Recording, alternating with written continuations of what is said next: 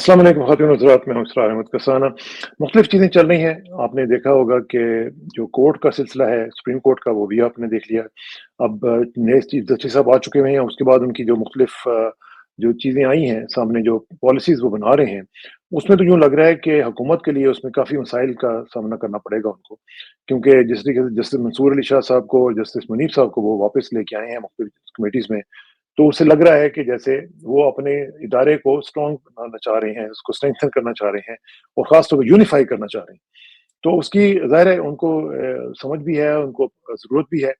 क्योंकि इस वक़्त तक तो बहुत हमने डिवाइडेड देखा, और जो काज़ी साहब तोहफ़े छोड़ के गए हैं, ज़ाहिर है उनकी उनकी एक लेगेसी जो है उसके ऊपर टाइम लगेगा। दूसरी तरफ हम देखेंगे जो सियासी मामलात हैं उसमें पीटीआई के लिए कुछ हमने देखा है कि कुछ ताज़ा हवा के झोंके जो हैं, वो हमें नज़र आए हैं। उसमें बुशरा बीबी साहिबा जो हैं वो आपको पता है बाहर आ गई हैं, बहनें उनकी बाहर आ गई हैं। इमरान खान के साथ मुलाकातों का सिलसिला लोगों का शुरू हो चुका हुआ है, वो भी एक अच्छी खबर है। ये क्या इसकी इसकी कोई मानी-खेज़ कोई कनोटेशंस इसकी निकल सकती हैं, इंटरप्रिटेशन की जा सकती है? क्या चीज़ें चल रही हैं? ख़ास तौर पे काज़ी फ़ाइज़ साहब जो हैं, वो वहाँ पे पहुँचे हैं लंदन, और उनके साथ जो वाक़या हुआ है, उसके ऊपर बहुत ही शोर-गुल हो रहा है कि जी उनके ऊपर बड़ा अटैक कर दिया, बलवाइयों ने हमला कर दिया, ये कर दिया, वो कर दिया। इसके ऊपर ज़रा तज़िया करते हैं, और तमाम उम्र पर गुफ्तगू करने के लिए हमारे साथ तशरीफ़ रखते हैं जनाब करामतुल्लाह गौरी साहब, साबिक़ सफ़ीर पाकिस्तान हैं और बहुत ही ज़बरदस्त शायर भी हैं। उनसे बात करते हैं। गौरी साहब, अस्सलाम वालेकुम जी। वालेकुम अस्सलाम कसानी साहब। बहुत शुक्रिया गौरी साहब। सबसे पहले तो मैं चाहूँगा कि एक मैं आपको ट्वीट दिखाता हूँ, उससे मेरा ख़्याल है कि हम प्रोग्राम का आगाज़ करते हैं। क्योंकि पिछले दिनों में आपने देखा होगा कि जो 62 कांग्रेसमैन जो हैं, उन्होंने एक लेटर लिखा था, और उसके बाद उन्होंने हमने देखा कि एक और लेटर जो है उसके ऊपर भी काम हो रहा है। उसके साथ हमने देखा कि यूरोप से भी, यानी यूके से, हमने देखा कि उनकी पार्लियामेंट से भी 20 लोगों के लेटर्स जो हैं वो साइन शुदा वो आया सामने। अब एक सेनेटर मार्की हैं, ये मैं आपको दिखा रहा हूँ। ये सेनेटर मार्की हैं, एड मार्की, बड़े इंपॉर्टेंट सेनेटर हैं, डेमोक्रेट हैं, और उन्होंने ये लिखा है, मैं पढ़ के आपको सुना देता हूँ। Senator marquee statement on the state of democracy in Pakistan. वो कहते हैं कि I am concerned by the credible reports of human rights abuses and the increased militarization of governing institutions in Pakistan. Following the widespread irregularities during the February national elections, the Pakistani people have exercised their rights of freedom of expression and peaceful assembly to demand transparency in the electoral process. With an opportunity to address these serious allegations, the government has failed to take any meaningful steps to restore confidence in the electoral process. Instead, we continue to witness violent repressions,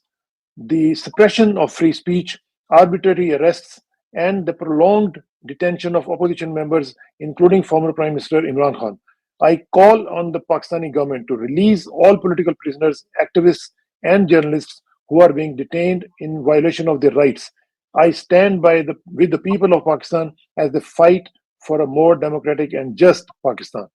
ये जो एक tweet है जी, और ये जो उनकी statement है, ये आई है, ये कितनी इम्पोर्टेंस है इसकी, और कितना जो पहले जो लेटर था उसकी कंटिन्यूटी में आप देख रहे हैं इसको, तो इसको कैसे देखा जाना चाहिए जी?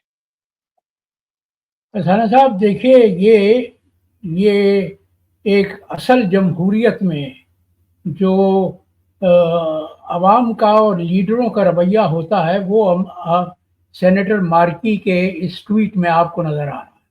ठीक है, इमरान खान के मुतालिक इमरान के मुखालफिन ये कहते थे कि इमरान ने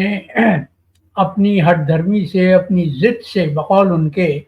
अमेरिका के साथ ताल्लुकात बिगाड़ दिए हैं, ख़राब कर दिए हैं। जी हाँ। लेकिन देखिए, अमेरिका एक जमहूरियत है सही मानों में, जहाँ शख्सी आज़ादियाँ भी हैं, जहाँ इंसानी हुकूक की पासदारी भी होती है और इंसाफ का अकाउंटेबिलिटी भी होती है। जी। तो वहाँ अब अमेरिका में जब इमरान खान के हक में आवाज़ें उठ रही हैं, और आपने जिस खत का हवाला दिया, 62 कांग्रेस के अरकान ने वो खत लिखा है, मुश्तरका खत लिखा है बाइडेन इंतज़ामिया को। और फिर ये सेनेटर मार्की की ये ट्वीट है, ये ख़ास तौर पे अहमियत की हासिल है इसलिए कि देखिए, अब अमेरिका के सदारती इंतखाब 4-5 दिन के बाद होने वाले हैं। जी हाँ। तो इन सदारती इंतखाबात से बहुत सी तवक्कुआत पाकिस्तानियों की वाबस्ता हैं اور عام خیال یہ ہے کہ اگر ڈونلڈ ٹرمپ کی فتح ہو گئی، اگر وہ جیت گئے، اگر وہ امریکہ کے آئندہ صدر منتخب ہو گئے، تو پھر عمران خان کی رہائی کا مسئلہ بقول کچھ لوگوں کے چند دنوں میں نہیں بلکہ چند گھنٹوں میں طے ہو جائے۔ ٹھیک ہے، یہ تو طے ہے کہ ہمارے جو مقتدر حلقے ہیں، اور مقتدر حلقے بلکہ کہنے کے بجائے صاف بات کرنی چاہیے کہ ہماری جو عسکری قیادت ہے، ہمارے جو جرنیل ہیں، جو اپنے آپ کو پاکستان کے وارث سمجھتے ہیں، پاکستان کے مالک و مختار سمجھتے ہیں، وہ امریکہ کے کس قدر اثر میں ہیں یہ تو پاکستان کا بچہ بچہ جانتا ہے۔ اور یہ کوئی آج کی بات نہیں ہے، بلکہ یہ روایت تو برسہ برس سے چلی آ رہی ہے۔ تو عام خیال یہ ہے، بلکہ میں لطیف کھوسہ صاحب کا ایک ویڈیو کلپ دیکھ رہا تھا، انہوں نے تو دعویٰ کیا ہے کہ عمران خان نومبر کے مہینے میں جیل کی سلاخوں سے باہر آ جائیں گے۔ تو امریکہ کے ساتھ تعلقات کی نہج جو بھی ہو، امریکہ کا جو اثر اور نفوذ ہے آپ کی پالیسیوں پر، آپ کے رہنماؤں پر، آپ کے پالیسی سازوں پر، اس میں کوئی مبالغہ نہیں ہے۔ اور امریکہ سے اگر آوازیں اٹھنی شروع ہو گئی ہیں کہ پاکستان میں انسانی حقوق پامال ہو رہے ہیں، پاکستان میں شخصی آزادیاں سلب کی جا رہی ہیں، پاکستان میں شہریوں کے حقوق محفوظ نہیں ہیں، اور سب سے بڑھ کر یہ کہ عمران خان سابق وزیر اعظم کے ساتھ جو رویہ، جو سلوک روا رکھا گیا ہے پچھلے ایک برس میں، وہ انتہائی قابل مذمت ہے۔ اور پاکستانی نے حامی عمران خان کے پاکستانی حامی ہی نہیں، بلکہ بیرون ملک اور اس ملک کے عوام اور اس کے رہنما بھی اب عمران کے حق میں آوازیں اٹھانے لگے ہیں۔ جس ملک کے متعلق الزام لگایا جاتا تھا عمران پر، تعلقات خراب کیے نے تعلقات بگاڑ دیے۔ ٹھیک ہے، اچھا ایک چیز مجھے ذرا ساتھ ساتھ، میرا خیال ہے باقی ٹاپکس کی طرف آتے ہیں کیونکہ اس پہ ذکر آ گیا ہے امریکن الیکشنز کا، آپ بھی مانیٹر کر رہے ہیں اس وقت کی تازہ ترین صورتحال کیا ہے؟ کیونکہ میں دیکھ رہا تھا جو سوئنگ اسٹیٹس ہیں وہاں پہ بھی بقول مختلف جو ادارے ہیں ان کے نیک اینڈ نیک چل رہا ہے، کچھ اس میں یہ ایگزیجریشنز ہیں یا کچھ ویسے ہی ایکچوئل پولز یہی کہہ رہے ہیں؟ نہیں، میں نے جتنے تجزیے پڑھے ہیں اور جو سنے ہیں وہ یہی کہتے ہیں، وہ اس بات کی تصدیق کرتے ہیں کہ مقابلہ بہت سخت ہے، اور وہ جو نیک اینڈ نیک کی اصطلاح ہے وہ بالکل صادق آتی ہے اس وقت صدارتی مقابلے پر۔ تو اور خاص طور پہ جو سوئنگ اسٹیٹس ہیں پینسلوینیا اور میشیگن، وہ خاص طور پہ قابل توجہ ہیں، اور اسی لیے کملا ہیرس نے انڈورس بھی کر دیا، ڈونلڈ ٹرمپ دونوں وہاں پر اپنی انتخابی مہم زور و شور سے چلا رہے ہیں۔ ڈونلڈ ٹرمپ کے حق میں ایک پیش رفت اچھی ہوئی ہے کہ مشیگن کے آپ کو معلوم ہے کہ مشیگن میں مسلمانوں کی آبادی بہت زیادہ ہے، انہوں نے انڈورسمنٹ دے دیا، خاص طور پہ لبنانی اور سیرین کی آبادی، عرب کی آبادی بہت ہے وہاں پہ، ایک بہت قسم کا اسلامک سینٹر بھی ہے۔ جی کئی اسلامی سینٹر ہیں، اور وہ ان کے جذبات انتہائی برانگیختہ ہے، اس لیے کہ بائیڈن انتظامیہ نے جس طرح غیر مشروط طور پر اسرائیلی جارحیت کی حمایت کی ہے، اور جس طرح مسلسل فوجی امداد اسرائیلی حکومت کو پہنچائی جا رہی ہے، اس پر امریکہ کے مسلمانوں کے جذبات مجروح ہونا قدرتی عمل ہے۔ لیکن اس کے باوجود مشیگن کے ایک مسلمان سینٹر نے ڈونلڈ ٹرمپ کے حق میں اپنی آواز اٹھائی ہے، اور یہ اہم ہے اس لیے کہ میں سن رہا تھا ٹرمپ کو کہ انہوں نے تو یہ دعویٰ کیا ہے کہ اب امریکہ کے عرب ان کے ساتھ ہیں، اور یہ کہتے ہوئے ہمیں یہ نہیں بھولنا چاہیے کہ اپنے صدارتی دور میں یہی ٹرمپ تھے، یہی صدر ٹرمپ تھے جنہوں نے مسلمانوں اور خاص طور پہ عربوں کے داخلے پر پابندیاں مختلف قسم کی آئی تھی۔ ہاں وہ تو آپ کو پتہ ہی ہے، لیکن ایک چیز مجھے بتائیں کہ یہ جو ہم لوگ اتنا زیادہ مختلف لوگ کہتے رہتے ہیں جی کہ جس طرح لطیف کھوسہ صاحب آپ نے کوٹ کیا کہ واقعتاً کیا اس طرح ممکن ہے کہ ٹرمپ کے جیتنے کے ساتھ ہی، کیونکہ ابھی تک میں دیکھ رہا ہوں کہ کوئی بھی ان کی طرف سے کوئی انڈیکیشن نہیں آئی ہے کہ وہ عمران خان کے بارے میں کوئی انہوں نے بات کی ہو، کوئی ان کے فیور میں کوئی بات کی ہو۔ ہاں البتہ یہ پہلے جب وہ تھے پریزیڈنٹ تو اس وقت عمران خان کے ساتھ ان کا اچھا تعلق بن گیا تھا، لیکن ابھی تو ہم کوئی دیکھ رہے ہیں کہ کوئی ایسا کوئی انہوں نے کوئی انڈیکیشن بھی نہیں دی ہے، تو are we pinning too many hopes on ہم؟ میں نے ایک ویڈیو کلپ آج ہی دیکھا ہے جس میں ٹرمپ کی دوسری بیٹی، بڑی بیٹی تو شوہر تو وہ جیرارڈ کشنر ہے جو پکا زائنسٹ ہے اور صہیونیوں کا بہت بڑا وکیل ہے، نقیب بھی ہے، لیکن یہ دوسری بیٹی کا شوہر ایک عرب ہے، ایک عرب نژاد امریکی ہے، مسلمان ہے وہ، اور اسی بیٹی کی میں کلپ دیکھ رہا تھا، ویڈیو کلپ، اور اس سے پاکستانی اس کو بتا رہے تھے کہ کس طرح سے سابق وزیر اعظم عمران خان کے خلاف زیادتیاں ہو رہی ہیں اور انسانی حقوق کی پامالی ہو رہی ہے اور پاکستان میں شخصی آزادیاں سلب کی جا رہی ہیں، اور انہوں نے بیٹی سے کہا کہ آپ اپنے والد کو ان حقائق سے آگاہ کیجئے، تو بیٹی کا جواب یہ تھا کہ میں اپنے والد کو یقیناً ان حقائق سے آگاہ کروں گی، اور مجھے یقین ہے کہ وہ اگر صدر منتخب ہو گئے تو وہ پاکستان پر خصوصی توجہ دیں گے۔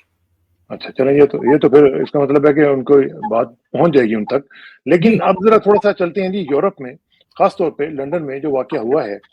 قاضی صاحب جو ہیں وہ وہاں پہ گئے، ان کو معلوم ہی ہے کہ ان کو بینچر کے طور پہ وہاں پہ انہوں نے بلایا ہے اور ایک اعزاز ان کو دیا جا رہا ہے، وہ بھی اس کی ایک الگ جیسے کہانی ہے کہ وہ کیوں ان کو اتنا زیادہ اعزاز دیا جا رہا ہے، لیکن وہاں پہ جو واقعہ ہوا ہے اس کے اوپر پاکستان میں حکومتی حلقے جو ہیں وہ بہت شور و غوغا کر رہے ہیں کہ جی ان کے ساتھ بڑا زیادتی کا سلسلہ ہوا، ان کے اوپر حملہ ہوا، ان کی گاڑی کے اوپر ہاتھ مارے گئے، تو یہ بہت ہی زیادہ چیخ و چلاہٹ جو ہے وہ ہم دیکھ رہے ہیں۔ آپ کیا سمجھتے ہیں کہ یہ جو قائد صاحب نے کیا ہے پاکستان کے ساتھ، اس کے مقابلے میں یہ واقعتاً ان کے اوپر حملہ تھا یا یہ اس سے بھی زیادہ کچھ ہو سکتا؟ نہیں، وہ قاضی صاحب کا شایان شان استقبال کیا برطانیہ کے پاکستانیوں نے، اور اس پر جو غم غصے کا اظہار ہمارے وزیر داخلہ نے کیا ہے، محسن نقوی صاحب نے، جی وہ محل نظر ہے، وہ قابل غور ہے، اس لیے کہ ان کو پاکستان میں ہونے والی، اسلام آباد میں ان کے زیر سایہ انسانی حقوق جس طرح سے پامال کیے جا رہے ہیں، اور جس طرح سے پاکستان تحریک انصاف کے پارلیمانی اراکین کو اغوا کیا جا رہا ہے اور ان کے اہل خانہ کو پریشان کیا جا رہا ہے۔ آپ نے شاید وہ کلپ دیکھی ہو، میں نے تو دیکھی ہے، اللہ کا خوف نہیں آتا ان لوگوں کو کہ 11 ماہ کے بچے کو، 11 ماہ کے معصوم بچے کو اس کی ٹانگوں سے پکڑ کر پھینک دیا، اس طرح جیسے کوئی بال اچھال دیتا ہے۔ اللہ کا خوف نہیں رہا ان لوگوں کے دلوں میں کہ کس طرح سے یہ اپنی رعونت میں، اپنے تکبر میں انسانی حقوق کا مذاق اڑا رہے ہیں۔ تو محسن نقوی صاحب کو یہ سب تو نظر نہیں آتا، لیکن ان کو بہت تکلیف ہوئی، ان کی کسی دکھتی رگ پر لگتا یہ ہے کہ برطانیہ کے پاکستانیوں نے انگلی رکھ دی کہ وہ بھڑک اٹھے، اور انہوں نے کہا، یہ دھمکی دی ہے کہ وہ ان لوگوں کے شناختی کارڈ منسوخ کر دیں گے، ان کے پاسپورٹ منسوخ کر دیں گے۔ اب دیکھیے، اس سے اندازہ ہوتا ہے کہ کتنے بے بصیرت، کتنے کم علم لوگ ہیں جو آپ کے حکومت میں بیٹھے ہوئے ہیں اور پالیسی ساز ہیں۔ ان کو معلوم ہونا چاہیے کہ وہ پاکستانی ہونے کے ساتھ ساتھ برطانوی شہری بھی ہیں، اور برطانیہ کے قانون کے تحت انہوں نے کوئی قانون شکنی نہیں کی۔ برطانیہ ایک صحیح معنوں میں جمہوریت ہے، اور وہاں ہر شہری کو یہ بنیادی حق حاصل ہے کہ وہ اپنی آواز اٹھانے کے لیے اگر پرامن طریقے پر احتجاج کرتا ہے تو وہ بالکل جائز ہے، اور وہ کسی قانون کی خلاف ورزی نہیں کرتا۔ مجھے تو حیرت اس بات پر ہے کسانہ صاحب کہ جس گاڑی میں فائز عیسیٰ صاحب سوار تھے وہ گاڑی پاکستانی ہائی کمیشن کی ہے، کہ ٹھیک ہے سرکاری ملازمین پر اسلام آباد سے بہت زیادہ دباؤ ڈالا جاتا ہے، لیکن ضمیر کی آواز بھی تو آخر کو کوئی آواز ہوتی ہے۔ مجھے یاد نہیں، میں نے 36 برس سفارتی زندگی میں گزارے ہیں، مجھ پر بھی اکثر مواقع پر اس طرح کے دباؤ آئے، لیکن میں نے ماننے سے انکار کر دیا۔ تو یہ اب نہیں ہوتا نا، اب نہیں ہوتا، اب تو جو اس طرح کے لوگ،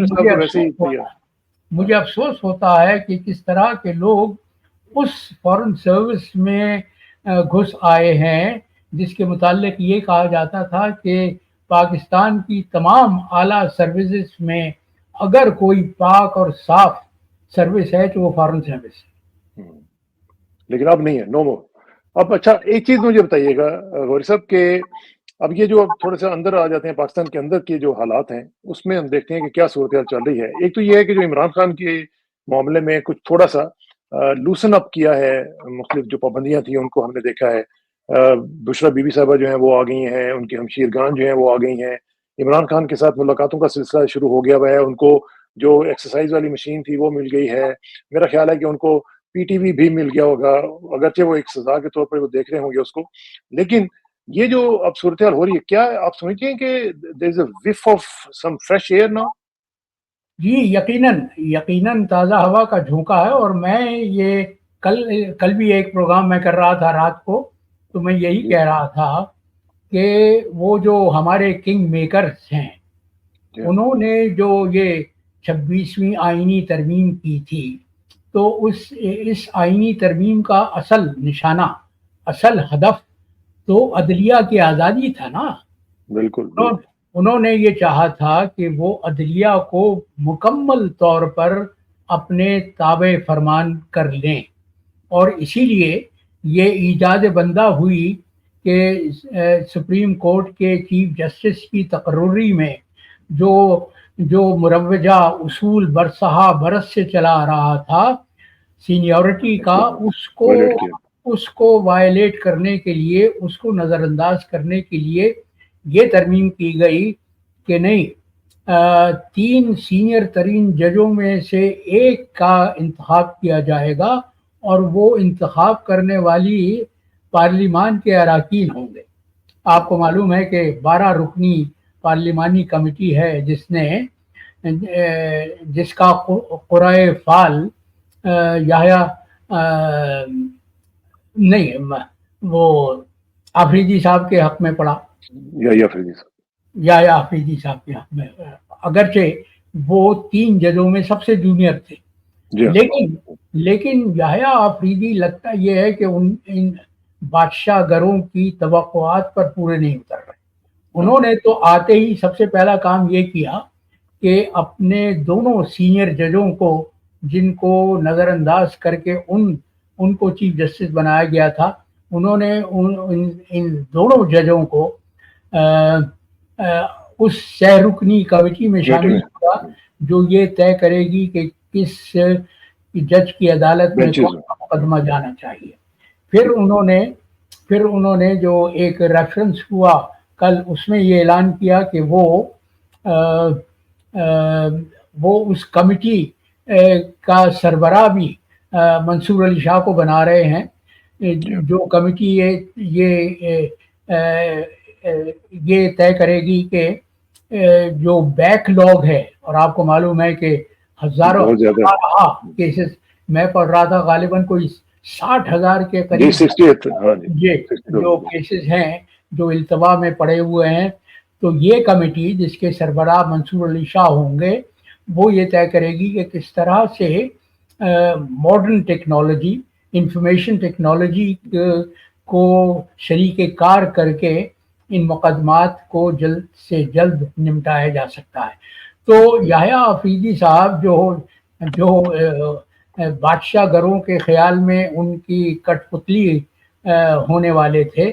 انہوں نے تو بادشاہ گروں کی توقعات پر پانی پھیر دیا, اس لیے کہ اب تک. اور دیکھیے پھر ایک اور عدلیہ کی آزادی کا مظاہرہ یہ ہوا ہے کہ ایمان مزاری اور ان کے شوہر کو جو دہشت گردی کے الزام میں پکڑا گیا تھا, تو کل انہیں رہا کیا گیا. جی ان کو رہا کر دیا گیا, لیکن اسلام آباد ہائی کورٹ کے جسٹس اورنگزیب نے جو وہ کیا نام ہے اس کا جج جس نے ابو الحسنات جس کا کام یہی تھا کہ پولیس یا سیکیورٹی ایجنسیاں جس شخص کا بھی جسمانی ریمانڈ مانگے وہ بلا آنکھ بند کر کے وہ اس درخواست. ویسے کل میں نے غوری صاحب میں نے کہا تھا کہ یہ انہوں نے غلط ان کے والدین نے نام رکھ دیا, ان کا نام تو رکھنا چاہیے تھا ابو السیات. نہیں, ابو الشر ہونا چاہیے تھا. یہ تو حسنات کا تو ان کے کردار میں بال میں کہیں دور پتہ نہیں ملتا. تو بہرحال جسٹس اورنگزیب نے نام لے کے ابو الحسنات کا کہا کہ اس طرح کے منصف اگر عدالتوں میں بیٹھیں گے تو پھر انصاف کہاں کسی کو ملے گا. اور آج ایمان مزاری کو اسی دہشت گردی کی عدالت نے رہا کیا ہے جس الزام کے تحت ان کو اور ان کے شوہر کو گرفتار کیا گیا تھا. تو یہ تمام تر شواہد اگرچہ اس وقت بہت دھندلے سے ہیں, لیکن اس سے اندازہ ہوتا ہے کہ وہ جو تاریخ بادل پاکستان کے افق پر منڈلائے ہوئے تھے ان کے حاشیوں پر اب روپہلی کرن نظر آ رہی ہے. پہلی کرن ہے تو وہ ظاہر ہے کہ اس میں مختلف فیکٹرز ہو سکتے ہیں, لیکن یہ جو ہم نے دیکھا کہ اب آہستہ آہستہ پرندے بھی ان کی وجہ سے اڑنا شروع ہو گئے ہیں, خاص طور پہ نواز شریف صاحب کو آپ نے دیکھا کہ وہ بھی آ گئے ہیں, اور اس سے کیا ظاہر ہوتا ہے کہ کچھ ان کو اسمیل آ گئی ہے کہ کچھ چیزیں چینج ہو رہی ہیں. ندیم انجم کے متعلق بھی میں نے سنا ہے کہ وہ بھی فرار ہو گئے پاکستان سے. وہ بھی ایئرپورٹ پہ جاتے ہوئے دیکھے گئے ہیں. جی تو یہ جو پرندے جو صرف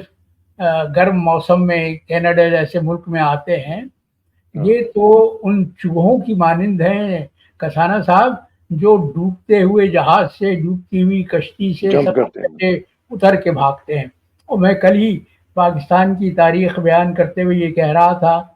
کہ 1946 تک پنجاب پر, جو آج وفاق پاکستان کا سب سے بڑا صوبہ ہے اور جو پاکستان کی فوج میں جس کی نمائندگی سب سے زیادہ ہے, تو اس صوبے پر 1946 تک یونینسٹ پارٹی کی حکومت تھی. اور یونینسٹ پارٹی کن کی تھی؟ وہ ہندو بنیوں اور مسلمان جاگیرداروں کی جماعت تھی. 1946 میں جب مسلم لیگ نے عام انتخابات میں پنجاب میں کلین سویپ کیا تو ڈوبتے ہوئے جہاز سے چوہوں کی مانند مسلمان جاگیردار یونینسٹ پارٹی کو ترک کر کے مسلم لیگ میں شامل ہونا شروع ہو گئے. اور صحافیوں نے اس موقع پر قائد اعظم علی الرحمہ سے سوال کیا تھا کہ سر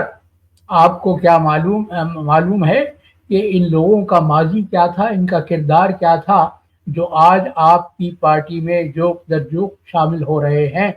اور بابائے قوم کا جواب یہ تھا, میں کہتا ہوں کہ سنہرے حروف سے لکھے جانے کے قابل جواب تھا. انہوں نے کہا ہاں میں جانتا ہوں کہ میری جیب میں بہت سے کھوٹے سکے ہیں. یہ جو پاکستان کی آج اشرافیہ اپنے آپ کو کہلواتی ہے, یہ تو اصل میں انہی کی اولاد ہے, انہی کھوٹے سکوں کی اولاد ہے جو کھوٹے سکے پاکستان کی سیاست پر قابض ہو گئے تھے पाकिस्तान बनने के 4 बरस बाद। देखिए, मैं कहता हूं कि वो जो तारीख में कहा जाता है ना कि एक वाटर शेड हुआ करता है, जी जी जी। पाकिस्तान की तारीख में वाटर शेड, पहला वाटर शेड वो था जब 16 अक्टूबर 1951 को रावलपिंडी के कंपनी बाग में दिन दहाड़े पाकिस्तान के पहले वजीर आजम लियाकत अली खां को शहीद किया गया। उसके बाद से वो कायद आजम की जेब के खोटे सिक्के पाकिस्तान की सियासत पर, पाकिस्तान की रियासत पर काबिज हो गए, और इसमें सबसे ज़्यादा जो मदद उनको मिली वो पाकिस्तानी फौज के जर्नलों से मिली, है ना। इन्हीं लोगों ने, इसी गठजोड़ ने पाकिस्तान की जमहूरियत को तबाह किया है। जमहूरियत आज तक पाकिस्तान में क्यों नहीं पनप सकी? इसलिए कि वो जमहूरी कल्चर ही पैदा नहीं होने दिया गया जो जमहूरियत के फरोग के लिए बुनियादी जरूरत होती है। ठीक है ना। आपका मिजाज तो जागीरदाराना है, पंजाब में जागीरदारी है, बलूचिस्तान में सरदारी निज़ाम है, सिंध में बदतरीन किस्म की वडेरा शाही है। अगर किसी सूबे ने अपने आप को समाजी एतबार से दुरुस्त करने की कोशिश की है तो वो सूबा खैबर पख्तूनख्वा है। ये वो सूबा है जिसको पाकिस्तान में शमूलियत के लिए जहां रेफरेंडम कराना पड़ा था। आपको मालूम है कि सूबा सरहद में जो नॉर्थ वेस्ट फ्रंटियर कहलाता था फरंगी दौर में, वहां पर बाकायदा रेफरेंडम करवाना पड़ा था अवाम से ये पूछने के लिए कि वो पाकिस्तान में शमूलियत चाहते हैं या हिंदुस्तान के साथ शामिल होना चाहते हैं। लेकिन उस सूबे ने अपनी रिवायत को तर्क कर दिया, और उसका सबूत ये है कि वो तवातुर से पाकिस्तान तहरीक इंसाफ को अपने सूबे में मुंतखब करती आई, इसलिए कि वहाँ के अवाम का सियासी शऊर बेदार हो चुका है और वो समझते हैं कि इमरान खान जैसा दियानतदार और मुखलिस रहनुमा ही पाकिस्तानी कौम की सही खतूत पर क़यादत कर सकता है। बिल्कुल सही बात है, बिल्कुल सही बात है। गौहरी साहब बहुत बहुत शुक्रिया। अल्लाह करे कि ये जो आपने चीज़ें पॉइंट आउट की हैं इनके ऊपर तवज्जो दी जाए और इनको सही किया जाए। बहुत बहुत शुक्रिया, इंशाल्लाह जल्दी मुलाकात होगी आपसे। Thank you very much. अस्सलाम वालेकुम। वालेकुम अस्सलाम।